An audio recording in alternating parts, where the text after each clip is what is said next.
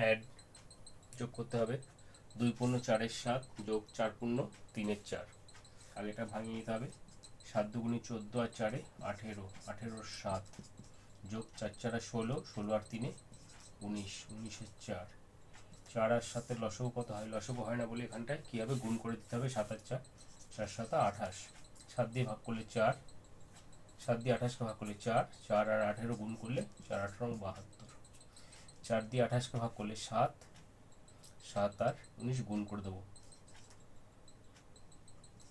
133। এই দুটো যোগ করে দেবো। 3 2 5, 13 এর সাথে 20, 205 ভাগ হচ্ছে 28। 28 দিয়ে ভাগ করে দেবো 205কে।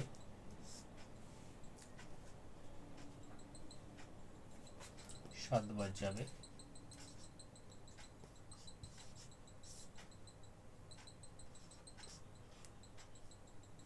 9 বার, অর্থাৎ 7 পূর্ণ 9 28।